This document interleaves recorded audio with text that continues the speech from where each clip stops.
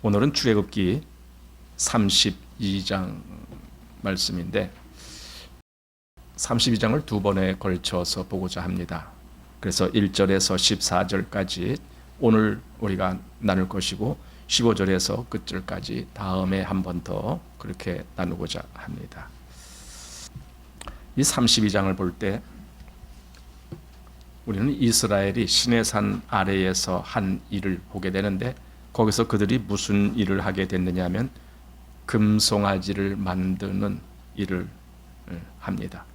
그래서 우리가 32장 그러면은 이스라엘이 금송아지를 만든 사건이 있는 장 이제 이렇게 주목하기도 합니다. 그런데 32장의 특징은 금송아지가 아닙니다. 모세의 중보 기도가 여기서 주제입니다. 핵심입니다. 자꾸 금송아지 쪽으로 빠지지 마시기를 바랍니다. 우리가 그래서 모세의 중보 기도에 대해서 주목해야 합니다. 그리고 그것이 왜 중요한가를 알아야 됩니다. 금송아지는 이스라엘의 멸망을 가져오지만 모세의 중보 기도는 이스라엘의 생존을 보장하는 중요한 의미가 있기 때문에 그렇습니다. 우리에게 중요한 것이 바로 이것 아니겠습니까? 우리가 사망의 영역 안에 있다는 것이 중요한 것이 아니라 우리를 생명 안으로 인도하는 그것이 중요한 거 아닙니까? 그렇다면 금송아지가 중요한 것이 아니라 모세의 중보 기도가 중요하다는 것을 보게 됩니다. 사실 죽음이라는 것은 우리가 굳이 여기서뿐만이 아니라 다른 곳에서 이미 우리가 익히 보고 알고 있었던 대목 아닙니까? 아담 안에서 모든 사람이 다 죽었다라는 그런 선포가 있은 이후에 우리는 우리 자신도 아담 안에서 죽은 존재라는 것을 확신하고 나가게 됩니다. 그래서 우리에게는 더 이상 죽음이라는 것이 중요한 것이 아닙니다. 그럼 뭐가 중요한가? 사는 것이 중요합니다. 죽은 자 가운데 있다가 어떻게 살아나는 자가 될 것인가? 이것이 더 중요한 문제입니다. 우리가 건강할 때는 건강에 대한 문제를 그렇게 중요하게 생각지 않지만 건강을 잃어버렸을 때에는 얼마나 그것이 중요한지를 새삼스럽게 느끼게 됩니다. 그런데도 우리가 사실 생명을 잃어버리고 아담 안에서 죽은 존재로 있을 때에조차도 생명의 소중함을 잘 못 느끼고 있습니다. 그것은 우리의 영적인 감각 기능이 죽었기 때문에, 그래서 그 능력을 상실했기 때문에 그 영적인 현실을 똑바로 볼 수 있는 눈이 없는 거죠. 그걸 소경이라고 우리가 보통 말하는 겁니다. 어쨌든 그래서 오늘 32장을 볼 때에 송아지가 아니고 모세의 중보 기도다. 우리는 그쪽을 주목해야 된다라는 의미로 이제 보고자 합니다. 그래서 여기 1절 말씀을 보면은 백성이 모세가 산에서 내려옴이 더딤을 보고 모여 아론에게 이르러 가로되 일어나라 우리를 인도할 신을 우리를 위하여 만들라. 이 모세 곧 우리를 애굽 땅에서 인도하여 낸 사람은 어찌 되었는지 알지 못함이니라. 이 1절은 이제 모세는 시내산에 올라가서 거기서 하나님 말씀을 받고 있는 거예요. 우리가 이미 출애굽기 이 앞부분에서부터 계속 모세가 하나님과 대화하면서 여러 가지 계명도 받고 또 성막에 대한 제도도 받고 또 아론을 대제사장으로 세우는 그런 말씀도 받고 다 받아서 결국은 하나님이 모세에게 두 돌판에 10계명을 기록한 것을 주셔서 모세가 받고 내려오는 그것이 시내산 위에서 되어진 일인데 바로 그때 그러니까 모세가 하나님을 만나서 돌판을 들고 내려오기까지 40일이 걸렸잖아요. 근데 그 40일 동안 그 산 아래 거기서 어떤 일이 벌어졌느냐. 지금 이 백성들이 아론에게 하는 말이 1절에 기록된 겁니다. 우리를 인도할 신을 우리를 위하여 만들라. 이것이 그들의 요구였습니다. 그러니까 산 위의 모습과 산 아래의 모습은 큰 대조를 이루고 있습니다. 산 위에서는 하나님이 모세를 통해서 이스라엘 백성들을 어떻게 하나님의 백성을 삼으며 어떻게 인도하여 가나안 땅으로 들이게 하시며 이것을 말하고 있었는데, 산 아래에서는 우리는 저 모세가 올라간 지 오래돼서 어떻게 됐는지 살았는지 죽었는지도 모르겠다. 그러니 아론아 너는 우리를 위하여 신을 만들라. 지금 이러고 있는 겁니다. 그 산 위와 아래가 완전한 반대의 대조를 이루고 있는 것입니다.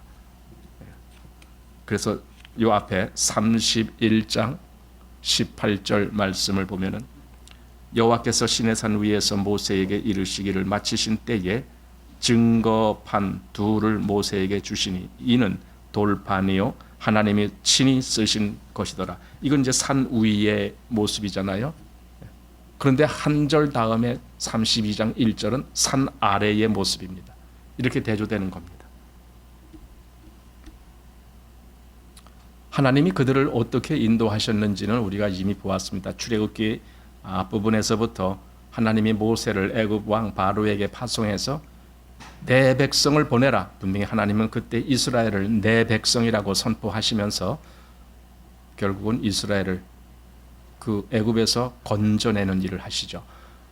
그때 우리가 잘 아는 애굽 임금 바로에게 또 그 신하들에게 그리고 그 백성들에게 10가지의 재앙을 내리게 하시는 그 핵심적인 역사를 하신 분이 하나님은 아니십니까? 모세가 아니라고요. 모세는 하나님의 심부름꾼이었잖아요. 하나님이 직접 그렇게 역사하셨어요. 그런데 지금 여기 시내산에 와갖고 이스라엘은 그 하나님 우리 모르겠다. 그러니 새로운 신을 만들라. 이렇게 지금 요구하는 거예요. 이걸 보고 배은망덕이라고 얘기하잖아요. 그렇게 은혜를 베풀었을 때에 그 모든 역사를 다 까먹고 이제 자기들의 새로운 욕심을 채워줄 신을 만들라고 그렇게 말하는 이스라엘.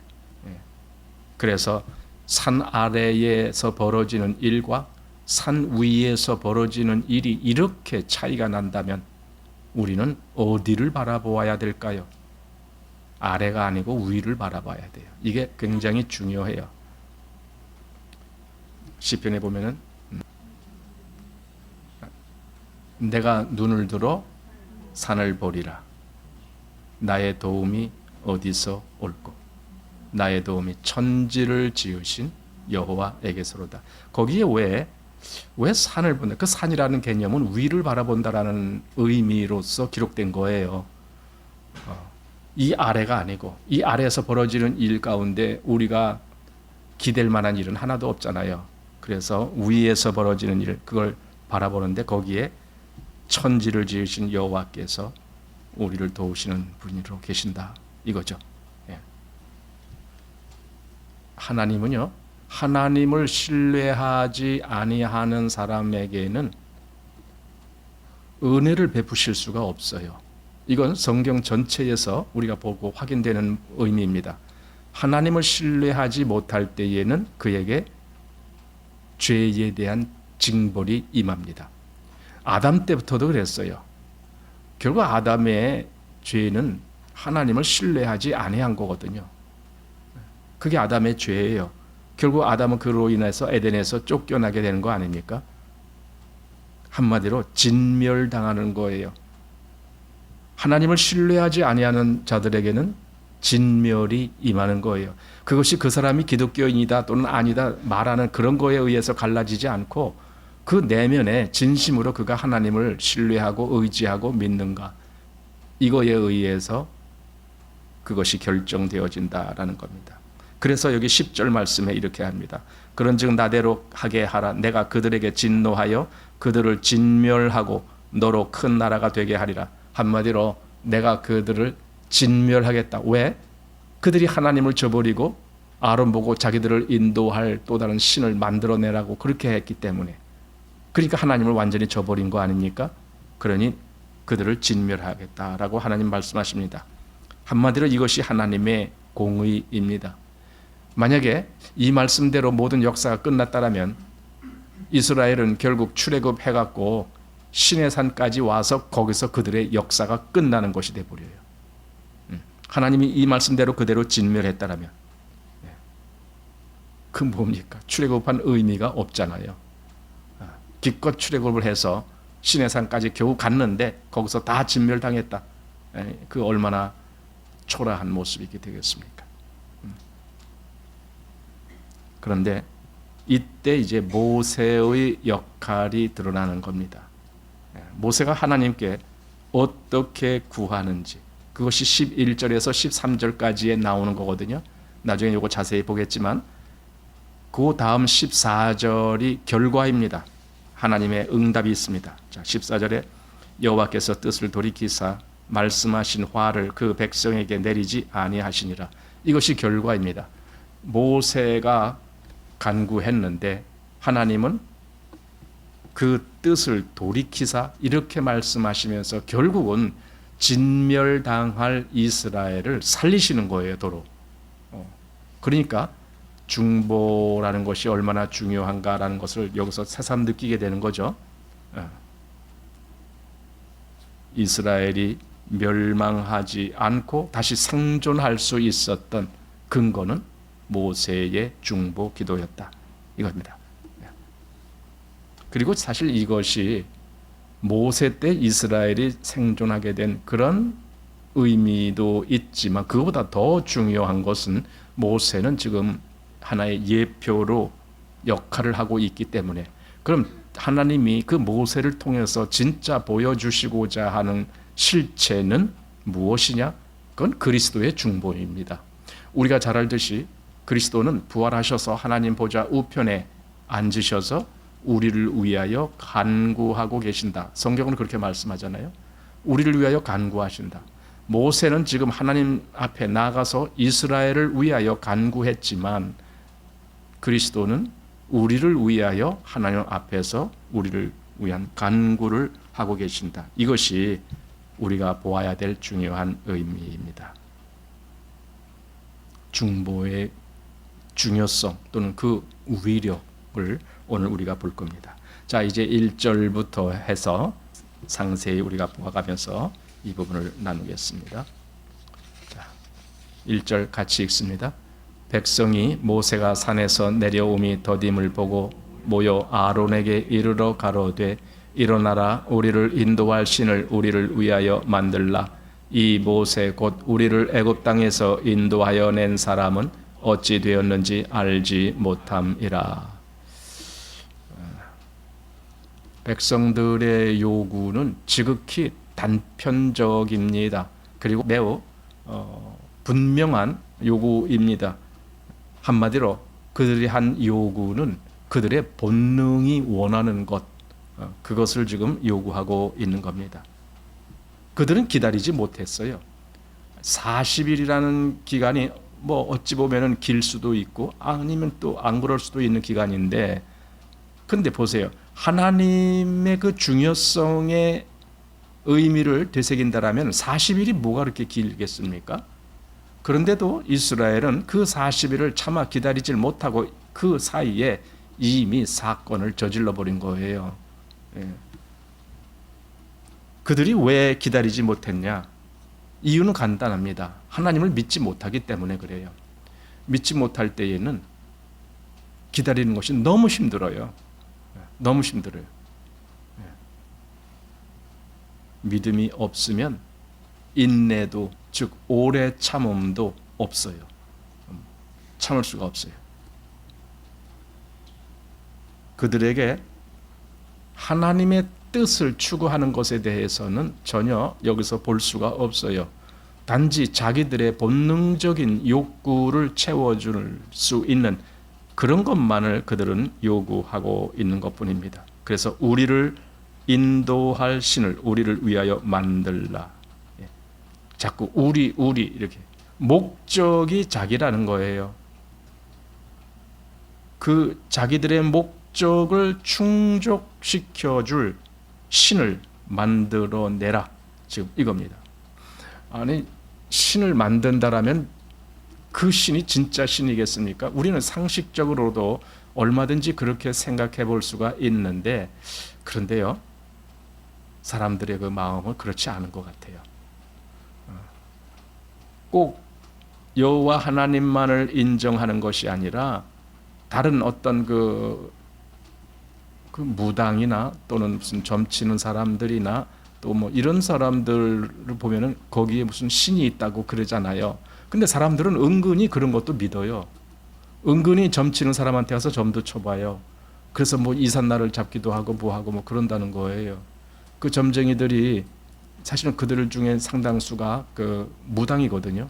무당이 그 요령을 흔들면서 부채질하면서 뭐 갑자기 무슨 할아버지가 말씀을 주시고 뭐 그런 것 하는 것처럼 그게 하는 것이 무당들인데, 그들의 하는 이야기 속에 거기 고객 중에 상당수는 기독교인이라고 얘기를 한대요.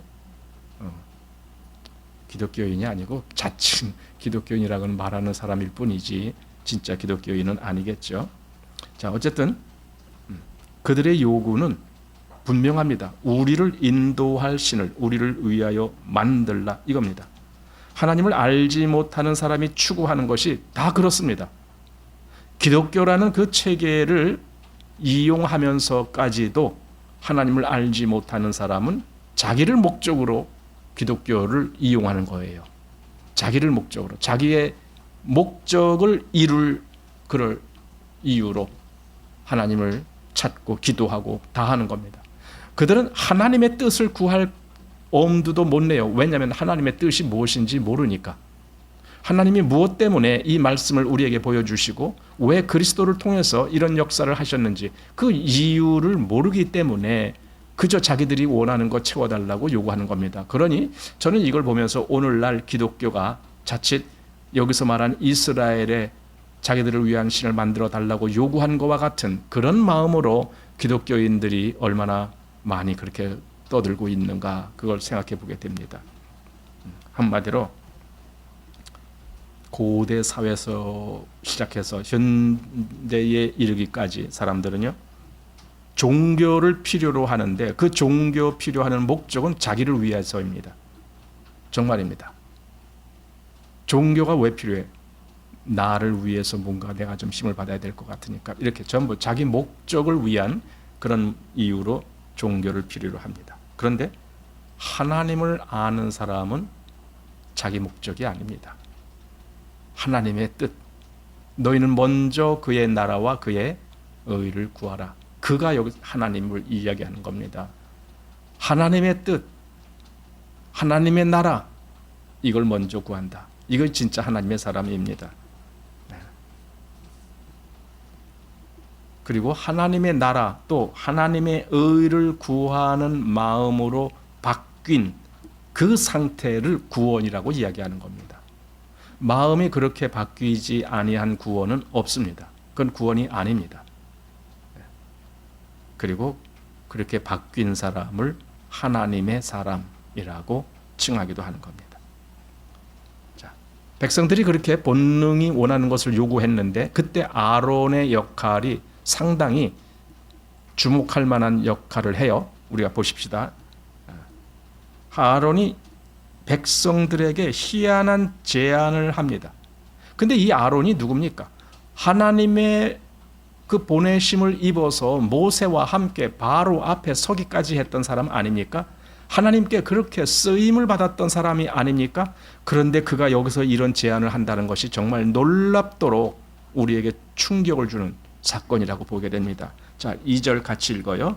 아론이 그들에게 이르되 너희 아내와 자녀의 귀에 금고리를 빼어 내게로 가져오라. 이것이 아론이 한 말이라고 우리가 믿겨지기 힘들 정도로 어떻게 이런 말을 했을까? 어떻게? 한때는 그렇게 하나님께 쓰임받던 사람이, 그렇다면 우리도 지금 현재 내가 하나님께 얼마나 쓰임받고 얼마나 역할을 하고 하는 것 물론 중요한 문제이겠지만은 문제는 정말 내 생애 마지막 날까지 내가 이 신뢰하는 믿음을 저버리지 않겠는가, 그걸 지킬 수 있겠는가, 그런 생각 꼭 해봐야 될 거라고 봅니다. 많은 사람들이 그러지 않을 거니까. 그래서 특별히 아론과 같이, 아론은 모세와 함께 사역했던 지도자인데 이 지도자의 역할 또 책임이라는 것이 아주 중요합니다. 지도자 한 사람이 잘못되면은 그를 따르던 모든 사람이 같이 잘못되는 거예요. 한 나라는 나라의 대통령이 누구냐에 따라서 그 나라가 어떻게 가는지가 다 결정되고, 한 교회는 그 교회를 인도하는 담임 목사가 어떤지에 대해서 그 교회가 그렇게 흘러가고, 지금 이스라엘은 모세가 시내산에 갔기 때문에 그 아래 아론이 결국은 인도자 역할을 해야 하는데, 아론이 어떠했는지 바로 그것 때문에 이스라엘 전체가 그 길로 간 거예요. 그러니 우리 선생된 우리가 더 큰 심판을 받을 줄 알고 많이 선생이 되지 말라라고 말한 야고보서 3장 말씀은 우리가 잘 새겨들어야 될 겁니다. 큰 특권이 주어졌다라면은 거기에 대한 책임도 하나님은 반드시 물으신다는 것을 우리가 생각해 봐야 됩니다. 그래서 백성들이 금고리를 빼서 가져왔더니 아론이 그것으로 금송아지를 만들어 놓고 말하는 것을 주목하게 됩니다. 자, 4절 보십시오. 같이 읽어요. 시작. 아론이 그들의 손에서 그 고리를 받아 부어서 각도로 새겨 송아지 형상을 만드니 그들이 말하되 이스라엘아 이는 너희를 애굽 땅에서 인도하여 낸 너희 신이로다 하는지라. 예. 여기서 아론이 또 그 역할을 한 겁니다. 아론이 그들의 손에서 그 고리를 받아 부어서 각도로 새겨 송아지를 형상을 만들어.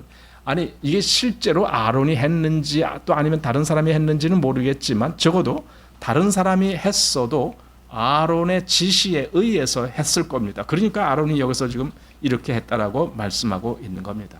그리고 그들이 한 말 보십시오. 이스라엘아 이는 너희를 애굽 땅에서 인도하여 낸 너희 신이라. 아니 왜 애굽에서 인도하여 낸 신이라는 그 항목을 왜 붙입니까? 그냥 지금부터 우리를 인도할 신이다. 차라리 이렇게 했다라면 모르겠는데 왜 애굽에서 인도하여 낸 너희 신이다. 아니 애굽에서 인도하여 낸 분이 누군 줄 그들이 몰랐단 말입니까? 그렇게 경험했는데 얼마 세월도 지나지 않았는데, 그런데 이것이 이 금송아지가 애굽에서 너희를 인도하여 낸 너희 신이다 이렇게 말한다는 것이 얼마나 그들의 관념이 엉터리인가, 예, 엉터리인가, 그리고 얼마나 패역한가, 그런 모습을 보게 됩니다. 그래서 그 다음 절 5절 보십시오. 시작. 아론이 보고 그 앞에 단을 쌓고 이에 공포하여 가로되 내일은 여호와의 절일이니라 하니. 절기 우리가 얘기하듯이 절일, 뭔가 중요한 기념이 되는 날이다 그겁니다. 근데 그냥 아니 송아지를 만들어 놨으면은 내일은 송아지의 절일이니라 차라리 이랬어야 되는 거 아닙니까? 근데 송아지를 만들어 놓고 여호와의 절일이니라 이렇게 선포를 했다라는 거지. 그러니까 하나님의 이름을 망령되이 일컫는 그런 지금 일을 같이 하고 있는 겁니다. 그것 때문에 백성들이 기뻤어요. 송아지 만들어 놓고 너희를 인도하여 낸 여호와의 절일이니. 백성들이 기뻤어요. 왜냐하면 자신들 앞에 보이는 신이 나타났거든요. 모세가 인도할 때에는 하나님은 보이지도 않고 했는데 사실은 보이지 않았어도 그들은 느꼈잖아요. 그 산 위에서 불이 어떻게 타오르고 거기에 어떻게 번개가 있고 어떻게 천둥 소리가 있고 그런 걸 이미 앞에서 경험했잖아요. 출애굽기 19장 20장 여기서. 그런데도 지금 그들은 마치 하나도 본 적이 없었던 사람인 것처럼 이렇게 지금 완전히 뒤바뀐 거예요. 그리고 송아지가 자기들을 인도하여 낸 신이다라고. 그럼 송아지는 애굽에서 애굽 사람들이 섬기던 신이에요. 이스라엘이 거기 있을 때에 아마 애굽 사람들의 영향을 받았겠죠. 아니 그게 보통 기간입니까? 400년 동안 애굽에 있었는데 그 애굽의 문화를 그대로 다 받아들이는 건 뭐 너무나도 자명한 일이죠. 송아지는 애굽 사람들이 그 다산의 신, 다산이라는 것은 자녀를 많이 낳는, 그러니까 옛날에는 자녀를 많이 낳는 것을 큰 축복으로 여겼어요. 그래서 신 중에 이 다산의 신이 나와요. 애굽에서는 그 신을 하토르라고 불러요. 그런데 그 하토르의 형상이 소예요. 소의 형상. 그래서 지금 이스라엘이 송아지를 만드는 것은 괜히 한번 동물 중에 하나를 만들자. 그게 아니라 이미 애굽에서 그 소를 섬기던 그 모습이 그대로 다시 드러난 거라고 보게 되는 거예요. 그리고 그것이 신이다라고. 그 만들어 놓고 얼마나 기뻤겠어요? 그러니 마치 축제를 벌이는 것과 같이 그 앞에 춤을 추는 거예요. 먹고 마시고 일어나서 뛰놀더라 이거예요. 참 가관인 거죠. 어떻게 이럴 수가 있을까? 그러니까 이건 우리 상식적인 개념이라면 감히 상상이 안 되는 것 같은 그런 모습인데 실제로 벌어진 거예요. 이게 다른 데서가 아니고 이스라엘에서. 전에 언제입니까? 2년 전입니까? 언제입니까? 그 10월 며칠 날 이스라엘에 그 하마스들이 들어가서 막 폭도를 저질러서 많은 사람을 죽이고 포로로 잡혀가고 했던 그런 일이 있었잖아요. 그게 언제 몇 년도인지 꽤 오래됐는데 벌써. 하여튼 근데 그때 그 영상을 보면은요. 그때 그들이 무슨 축제의 날이었어요. 그래서 축제를 하면서 같이 거기서 뭐 춤도 추고 먹을 거 먹고 뭐 이러면서 젊은이들이 즐기는 그때였습니다. 바로. 그런데 그 영상이 쫙 이렇게 비춰가는데 한순간에 쫙 비치고 지나갔지만은 우리 눈에 띈 게 있었어요. 뭐냐면 불상이 있었어요. 큰 불상. 우리 절 같은 데 가면은 그 실내가 아니고 실외에 그 큰 불상 있잖아요. 그만한 불상을 거기다 갖다 만들어 놓고. 그리고 왜 거기서 춤을 추고 먹고 마시고 했느냐고요. 예. 하여튼 그들이 그런 일을 벌려서 그때 그런 날들이 있었지만 그래서 이스라엘이 지금 송아지를 만들어 놓고 그러고 있는 겁니다. 좋아서. 자, 6절 말씀 같이 읽습니다. 이튿날에 그들이 일찍이 일어나 번제를 드리며 화목제를 드리고 앉아서 먹고 마시며 일어나서 뛰놀더라. 예, 이거잖아요. 아마 자신을 위하는 신이다. 그러니까 얼마나 우리를 위하실 건가, 얼마나 우리에게 큰 도움을 줄 건가, 얼마나 우리가 기분 좋게 할 건가, 얼마나 우리로 잘 살게 할 건가. 자꾸 우리 자기 목적에 있는 사람인데 딱 그 신이 등장한 거예요. 그러니 얼마나 좋겠어요. 야, 이제 우리 잘 살게 됐다. 야, 이제 우리 고생 끝이다. 뭐 이런 식으로 송아지를 받아들였겠죠. 근데요, 오늘날 기독교는 안 그렇습니까? 하나님을 부르는데 왜 불러요? 자기 잘 살려고. 그렇게 부르잖아요. 자기 잘 살려고. 그러면 이때 하토르를 만들어 놓고 우리 신이다라고 말한 이스라엘이나 지금 하나님의 이름을 부르면서 자기를 위할 신이라고 그렇게 말하는 사람이나 다를 게 뭐가 있어요? 똑같은 거죠. 그 분별을 하지 못하는 사람이라면 그거 이상한 사람이죠. 나는 지금 기독교가 그래서 이스라엘의 그 송아지 숭배와 크게 다를 바가 없는 그런 모습이다라고 보게 돼요. 이스라엘이 송아지를 섬기면서 한 행동은 그들의 인도자 여호와 하나님이 마치 그때 그들로 그렇게 하기를 요구했던, 즉 그들이 하나님을 섬기던 때의 모습을 그대로 지금 송아지 앞에서 또 하는 거예요. 한번 앞에 24장을 한번 보십시오. 출애굽기 24장 4절 말씀. 이때는 하나님을 섬기는 그때의 모습이거든요. 자, 24장 4절 제가 읽습니다. 모세가 여호와의 모든 말씀을 기록하고 이른 아침에 일어나 산 아래 단을 쌓고 이스라엘 12지파대로 12기둥을 세우고 이스라엘 자손의 청년들을 보내어 번제와 소로 화목제를 여호와께 드리게 하고 하나님이 이스라엘의 존귀한 자들에게 손을 대지 아니하셨고 그들은 하나님을 보고 먹고 마셨더라. 이거죠. 그러니까 32장 6절에 나온 말씀이 지금 여기 24장에 나오는 이 말씀과 대비를 해보면 대상만 바뀐 거예요. 24장에서는 하나님께 그렇게 섬기고 하나님을 경배하고 하나님께 즐거이 나갔다라면 지금 32장에 와서는 송아지에게 그렇게 나가는 거예요. 근데 모양은 똑같아요. 먹고 마시고 즐기고 뭐 이런 거. 그게 똑같았어요. 그러니까 모양이 어떠냐는 하나도 중요한 게 아닌 거예요. 더 중요한 것은 진짜 무엇을, 누구를 위한, 하나님을 위한 그런 거냐? 그렇다면 하나님의 뜻을 너가 순종할 건가? 너가 하나님 뜻에 따를 건가? 아니면 네 욕심을 따를 건가? 이런 거가 중요하겠죠. 여호와 하나님의 이름을 부르면서 하나님의 뜻을 추구하는 것이 아니라 자신들의 목적을 추구하는 것, 바로 그게 거짓 기독교죠. 그건 우상숭배와 다를 바가 없어요. 모양이 우상숭배가 아니고 본질적인 마음이 우상숭배와 똑같다라는 의미입니다. 우리는 앞장에서 하나님이 명하신 대로 그들이 성막을 지었다는 것을 보았어요.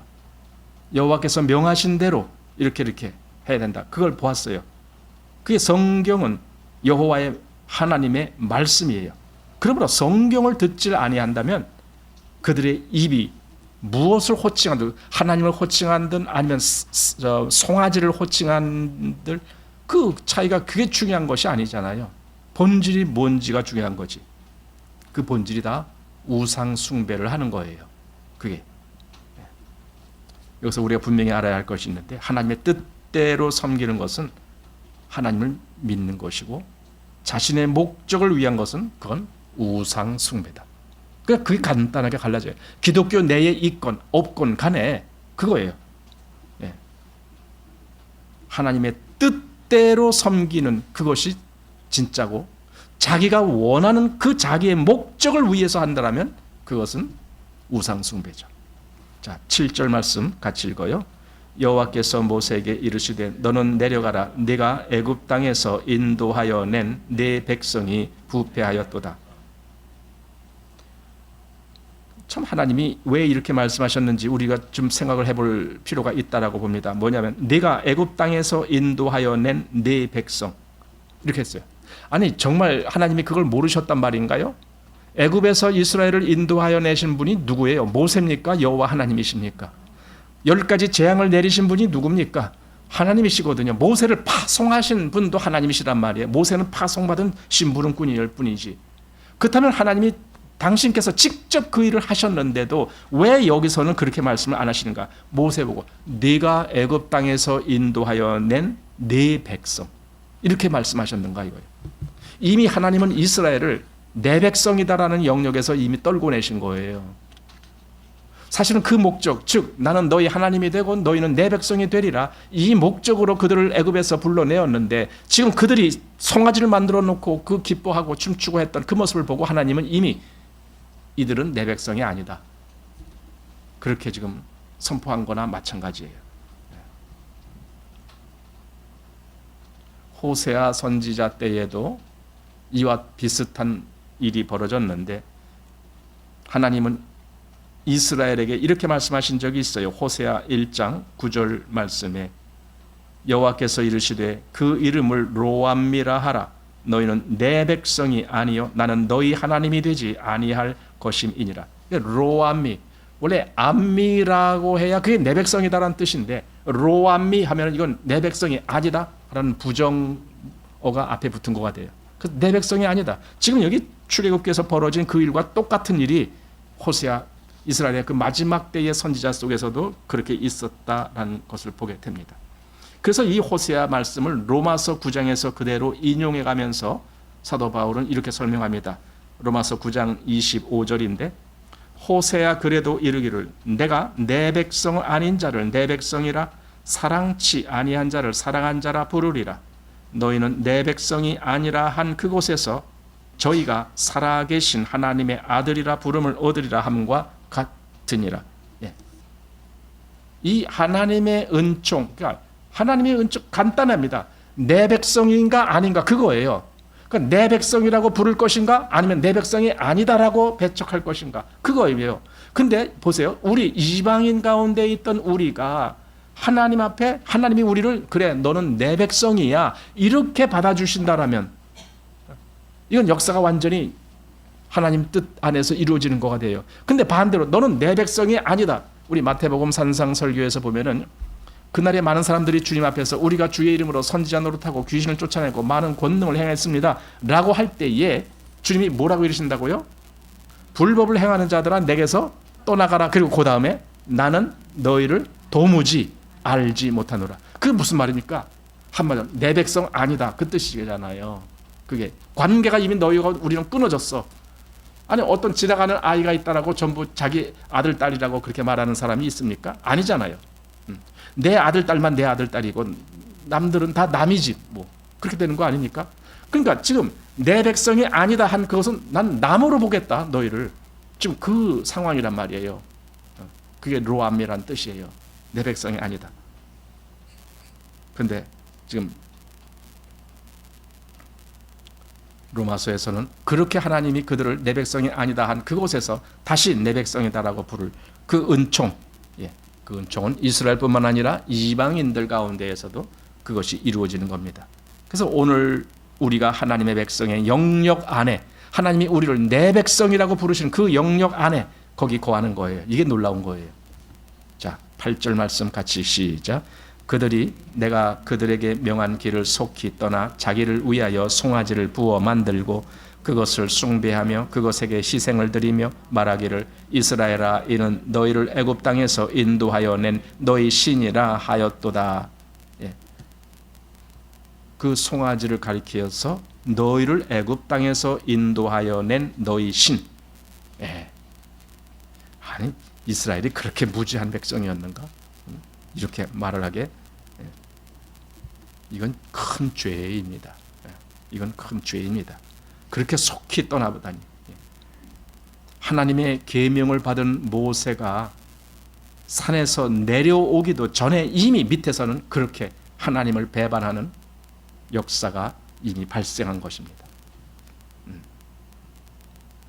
우리가 우리를 구원하신 하나님을 저버린다거나 또는 그리스도를 떠난다라고 할 때 이 이스라엘의 한 행동과 다를 게 뭐가 있겠습니까? 똑같은 거잖아요. 나를 구원하신 그 하나님을 내가 어느 날 난 더 이상 하나님 안 믿을래 이렇게 된다라면은 그 사람이야말로 여기 이 배은망덕한 이스라엘과 똑같은 거죠. 근데 사람들은 그것조차를 모르고 있죠. 후에 신명기 32장으로 가면은 이때 하나님을 속히 떠난 그 사람들을 모세가 어떻게 평가하고 있는지 신명기 32장 6절에 우매무지한 백성아 여호와께 이같이 보답하느냐 그는 너를 얻으신 너의 아버지가 아니시냐 너를 지으시고 세우셨도다. 너의 아버지다라고. 사실 이런 말을 하는 것이 구약에는 굉장히 드문 일이에요. 하나님을 아버지라고 말한다니. 그만큼 친근감 있게 너희를 사랑으로 건져내신 하나님을 너희가 그렇게 떠날 수가 있느냐? 이렇게 지금 모세가 이스라엘을 그렇게 책망하면서 말한 겁니다. 자, 본문 9절 말씀 보십시다. 9절 10절 같이 시작. 여호와께서 또 모세에게 이르시되 내가 이 백성을 보니 목이 곧은 백성이로다. 그런즉 나대로 하게 하라. 내가 그들에게 진노하여 그들을 진멸하고 너로 큰 나라가 되게 하리라. 참 이때 여호와 하나님이 모세에게 하신 말씀은 놀라운 말씀이에요. 놀라운 말씀. 이 백성을 내가 진멸하겠다. 그리고 모세야 너로 말미암아 또 다른 나라를 내가 다시 만들겠다. 물론 하나님은 그렇게 하실 수 있으셔요. 아니 아무것도 없는 데서 창조를 하신 하나님이 모세 한 사람을 통해서 또 다른 나라를 만드는 것이 뭐가 어렵겠습니까? 이스라엘을 싸그리 진멸시키고 모세를 통해서 새 나라를 만드는 것 얼마든지 가능하죠. 그렇게 말을 했습니다. 근데요, 이걸 잘 생각해 봐야 돼요. 이건 단순히 하나님이 하실 수 있느냐 없느냐 그런 문제가 아니거든요. 이 말을 들은 모세는 과연 어떤 심정이었을까? 모세야, 내가 너로 말미암아 다른 나라를 세울 것이야. 그럼 모세가 굉장히 기분 좋았을까요? 모세는 전혀 그런 것을 원하지도 않고 그것을 기뻐하지도 않았습니다. 그래서 모세는요, 중보의 간구를 하는 거예요. 중보라는 것은 자기 자신이 아니고 다른 어떤 제3의 상대를 위하여 기도하는 것, 그걸 중보라고 얘기해요. 모세는 지금 이스라엘을 위해서 중보의 기도를 하는 거예요. 여러분, 그런데 우리가 알듯이 그리스도께서도 그 보좌 우편에서 우리를 위하여 간구하신단 말을 우리가 성경에서 보잖아요. 그럼 그리스도는 우리를 위한 중보를 하시고 계시는 거예요. 우리가 이 땅에서 아무리 여기서 이스라엘이 그런 것 했던 것처럼 뭐 송아지를 만들어 놓고 그것이 우리를 인도한 신이다라고 떠들든지 춤을 추든지 하는 것처럼 그렇게 한다 손 치더라도 저 위에서 그리스도는, 그 부활하신 그리스도는 우리를 위하여 하나님께 간구하고 계신다고요. 아까 신의 산 위에서 벌어진 일과 그 산 밑에서 벌어진 일이 이렇게 대조를 이루는 것 같이 그리스도의 위치와 우리 이 세상에서 위치가 또 그렇게 현격한 대조를 이루고 있는 거예요. 그건 뭡니까? 나는 그리스도가 우리를 위하여 중보를 하신다라는 것은요, 우리를 위한 사랑이라고 난 느껴져요. 그리스도는 우리를 그렇게 사랑하셨구나. 그래서 우리를 위해서 늘 저렇게 간구하시는구나.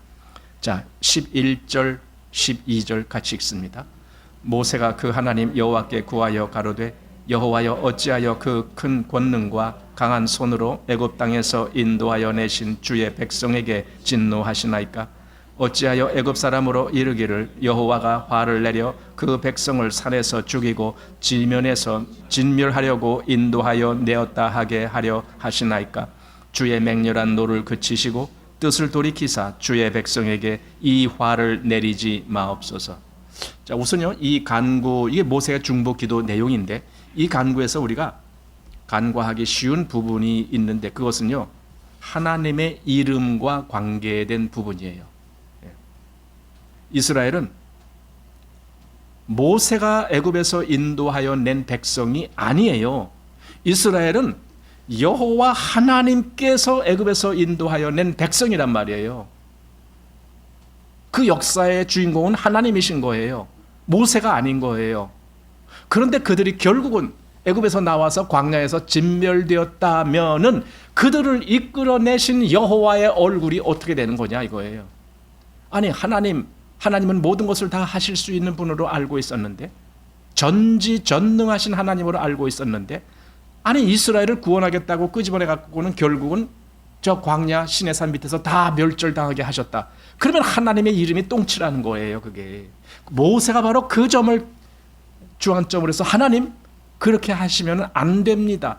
단지 이스라엘이 불쌍해서 안 된다는 것이 아니라 이게 하나님의 역사인데 하나님이 그렇게 하시면 하나님의 이름과 그 영광이 어떻게 되겠습니까? 저 이방인 애굽 사람조차도 하나님이 별 볼 일 없는 하나님이야, 아무 능력이 없는 하나님이야, 이렇게 치부하지 않겠습니까? 라고 지금 모세가 그 기도를 하는 거예요. 그래서 모세는요, 하나님께서 앞에서 그랬잖아요. 네가 애굽에서 인도하여 낸 네 백성이 이렇게 얘기해. 즉 모세 보고 모세야 네가 인도하여 낸 네 백성 이렇게 이야기를 했는데 모세는 그러지 않고 여기 주의 백성, 거기 11절도 제일 마지막 부분에 여기 애굽 땅에서 인도하여 내신 주의 백성에게 진노하시나이까? 그리고 12절도 뒷부분에 주의 백성에게 이 화를 내리지 마옵소서. 주의 백성이 아니지 않습니까? 이걸 상기시켜 주는 거예요. 아니 하나님이 그걸 모르고 있을까 봐 상기시키는 거 아니에요. 하나님이 모세보다 모른다고요? 아니에요. 그게 아니에요. 모세는 다만 하나님께서 자기가 지금 어떻게 말하는지에 대한 그 위치의 부분을 하나님이 좀 생각해 주십사 하는 의도죠. 그 주의 백성입니다. 아무리 하나님은 저들을 내 백성이다라고 말씀해 주셨지만 아닙니다. 내 백성이 아니고 주의 백성입니다. 그러니 주님이 그들의 일과 관계가 있습니다. 그들이 멸절당하면 주님의 이름이 완전히 땅에 떨어지는 겁니다. 왜? 주의 백성이니까. 지금 이렇게 모세가 하는 겁니다. 또 하나는 만약에 하나님이 그렇게 그들을 인도하여 내서 광야에서 진멸을 시킨다라면 문제는 아니 그럼 하나님이 조상 아브라함, 이삭, 야곱에게 약속하신 그 약속이 뭐가 됩니까? 약속이 파토가 나는 거잖아요. 완전히 깨지는 거잖아요. 아니 아브라함에게 뭐 하늘에 무슨 별과 같이 그렇게 많이 네 자손들이 그렇게 번성할 거다. 아니 그렇게 해놓고 지금 와서 다 멸절시킨다. 그러면 아브라함에게 한 약속 다 거짓말입니까? 이삭에게 한 약속 다 거짓말입니까? 야곱에게 하셨던 약속 다 거짓말입니까? 이미 가나안 땅을 주겠다라고 말씀하시고 인도하겠다고 말씀하신 거 다 거짓말입니까? 지금 이 의도란 말이에요. 그냥 모세는 단순한 중보가 아니고 하나님이 어떤 하나님이시며 하나님과 이스라엘의 관계가 어떠며 또 하나님의 약속이 어떤지 다 그걸 근거로 해서 하나님께 구하는 기도를 하는 거예요. 모세가 철저하게 하나님의 약속 그걸 근거로 해서. 나중에 이제 결국 이스라엘이 그 가데스 바네아에서 가나안 땅을 정탐하고 돌아와서 그들이 한 말, 우리는 이제 가나안 땅 못 들어가, 우리는 별 볼 일 없어, 이렇게 말할 때 거기 민수기 14장에 나옵니다. 민수기 14장 11절, 여호와께서 모세에게 이르시되 이 백성이 어느 때까지 나를 멸시하겠느냐? 내가 그들 중에 모든 이적을 행한 것도 생각하지 아니하고 어느 때까지 나를 믿지 않겠느냐? 내가 전염병으로 그들을 쳐서 멸하고 너로 그들보다 크고 강한 나라를 이루게 하리라. 이때 똑같은 내용이 하나님께서 또 말씀하셨어요. 그러니까 지금 이런 내용이 두 번이나 나온 거예요. 한 번은 금송아지 만들어놨을 때, 한 번은 가나안 땅에 못 들어간다라고 그들이 그냥 뒤돌아섰을 때, 똑같이 지금. 그런데 이때 모세의 강구가 또 나와요. 거기 민수기 14장 15절에 이제 주께서 이 백성을 한 사람같이 죽이시면 주의 명성을 들은 열국이 말하여 이르기를 여호와가 이 백성에게 주기로 맹세한 땅에 인도할 능이 없는 거로 광야에서 죽였다 하리이다. 그러니까 모세는 앞에서도 그랬지만 철저하게 하나님의 영광, 하나님의 이름, 그걸 위해서 계속 구하는 거예요. 그리고 그것은 옳은 기도예요. 왜 옳은 기도냐? 결국 하나님이 들어주셨잖아요. 모세의 기도를.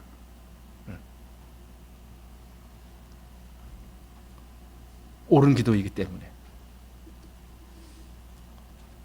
우리가 지금 우리를 구원하신 분이 하나님이시다라면은 보세요. 그건 하나님의 역사예요.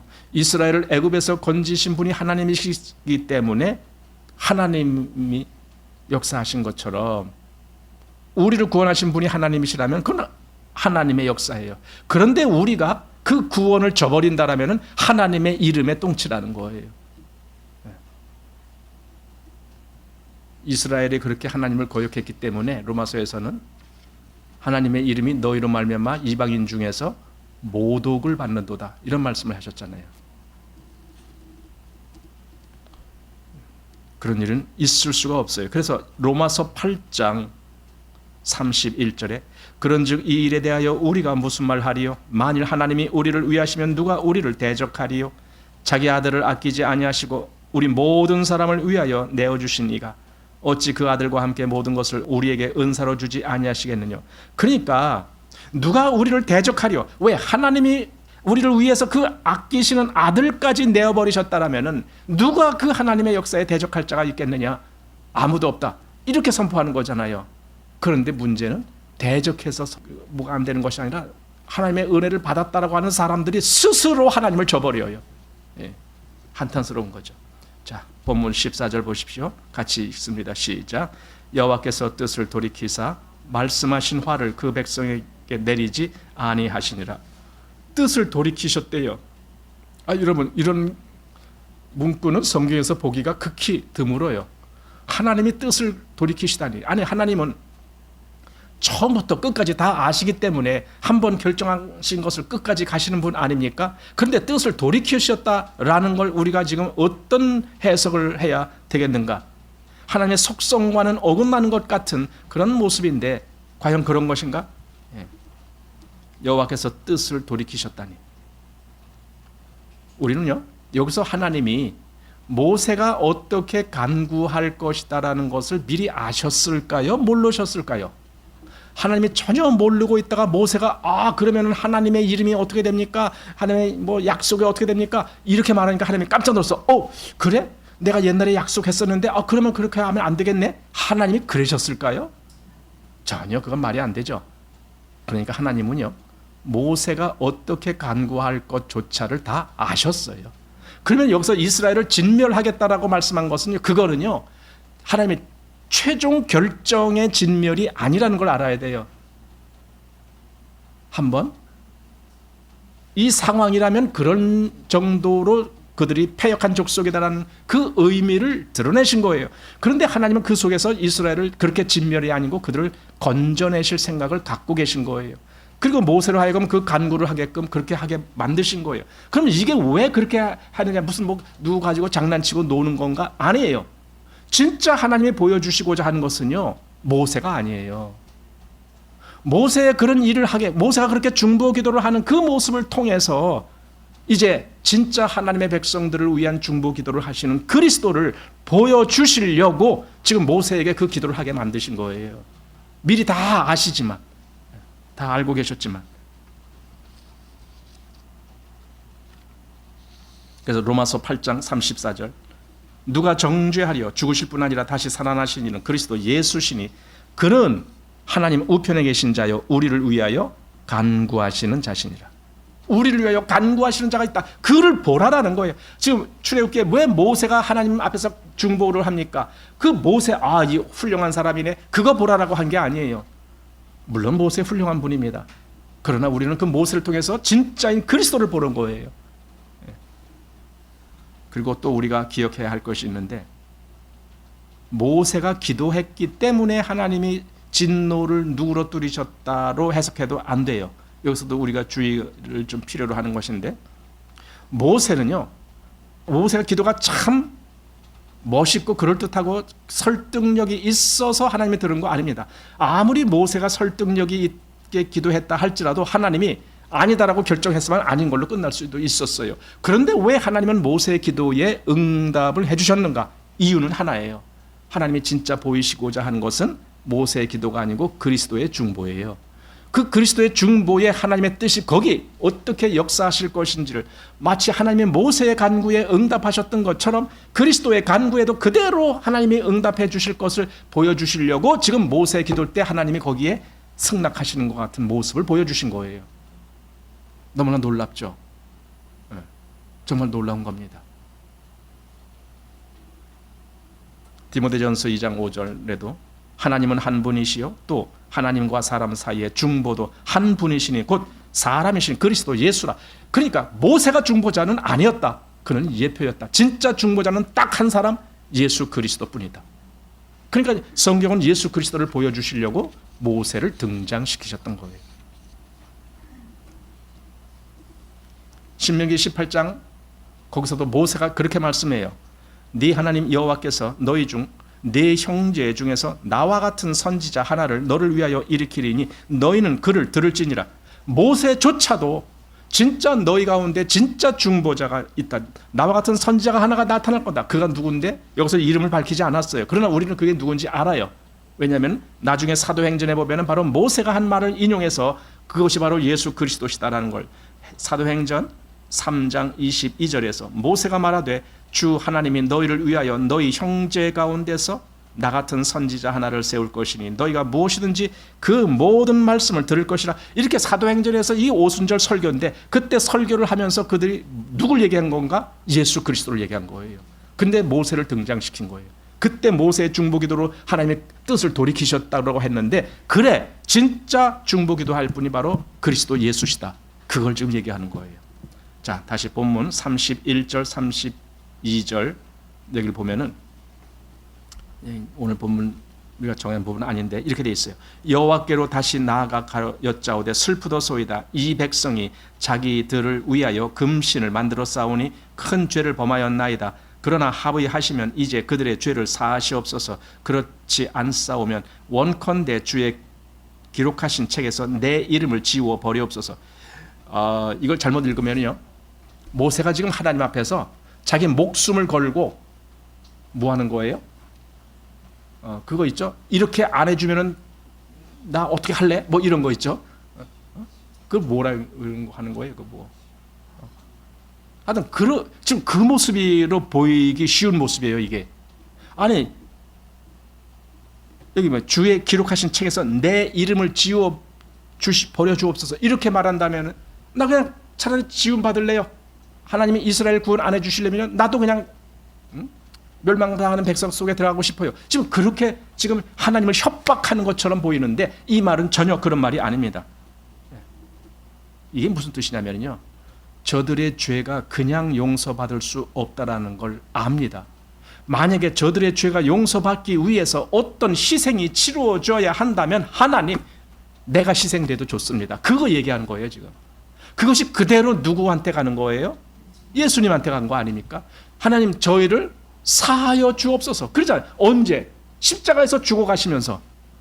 그러니까 주님은 완전히 버림을 받으면서 저들이 용서받는 길을 열어놓으신 거예요. 그걸 지금 모세가 말한 거예요. 내 이름을 지워달라고 한 말이. 근데 그게 모세만 그런 게 아니에요. 사도 바울도 그런 말을 했어요. 로마서 9장 3절 보십시오. 나의 형제 곧 골육의 친척을 위하여 내 자신이 저주를 받아 그리스도에게서 끊어질지라도 원하는 바로라. 보세요. 내 자신이 저주를 받아서 그리스도에게서 끊어질지라도. 그러니까 아까 모세가 한 말과 거의 비슷한 말 아닙니까? 생명책에서 내 이름을 지워달라고 한 말이나 지금 여기 내가 끊어질지라도 그렇게 말할 정도, 그 정도로 강하게 사도 바울도 자기 동족인 이스라엘을 사랑하는 마음이 있었다. 모세가 그 자기 백성 이스라엘을 사랑하는 것과 같은 그런 마음으로. 근데 그게 결국 누굽니까? 그리스도가 우리를 그렇게 사랑하고 계시는구나. 지금 그 모습을 보여주시려고.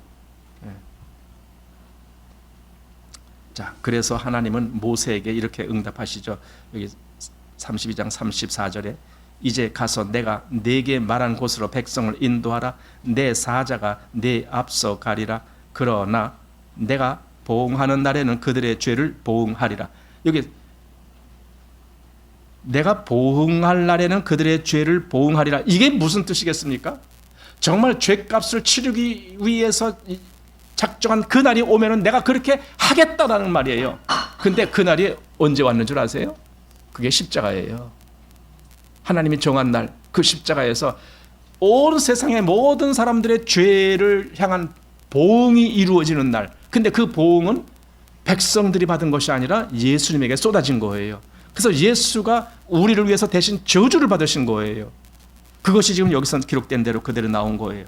그래서 히브리서 9장 15절 말씀에 이를 인하여 그는 새 언약의 중보니 이는 첫 언약 때에 범한 죄를 속하려고 죽으사 부르심을 입은 자로 하여금 영원한 기업의 약속을 얻게 하려 하심이라. 이렇게 말합니다. 이것은요, 그리스도가 신약의 성도들만을 위해서 죽으신 것이 아니라 구약에 있는 하나님의 백성들을 위해서도 죽으셨다는 거예요. 그래서 첫 언약 때에 범한 죄를 속하려고 죽으사 그랬잖아요. 그때 이스라엘이 범했잖아요. 첫 언약을 다 범했잖아요. 그런데 그들을 위해서도 그리스도는 피를 흘리신 거다. 지금 그 얘기입니다. 그러니 이게 사실상 성경에서 보는 복음의 핵심이에요. 그리스도의 피 흘림, 그 죽으심의 의미가 무엇인가? 바로 이것이 핵심입니다. 그래서 우리 주 예수 그리스도의 중보자적인 그 역할로 인하여 우리는 하나님의 진노에서 피할 수 있는 그런 은혜를 얻게 되는 거예요. 모세의 기도를 통해서 하나님의 뜻을 돌이키사 그들로 다시 생존하게 하셨던 것처럼 우리도 늘 그리스도의 기도 때문에, 그 중보의 기도 때문에 늘 하나님 앞에 살아가고 있는 거예요. 우리가 저지르는 죄가 한두 가지겠습니까? 우리가 하나님 앞에 패역한 일을 한 것이 한두 번이겠습니까? 우리가 하나님의 이름을 모욕한 적이 한두 번이겠습니까? 그럼에도 불구하고 내가 멸망당하지 아니하고 지금까지 존재하고 또 앞으로도 존재할 보증을 받게 되는 것은 그리스도의 중보 기도가 있기 때문에 그런 거예요. 이것이 우리 그리스도인들에게 큰 은혜로 주어진 겁니다. 자, 오늘 32장 이 앞부분 이렇게 해서 마치겠습니다.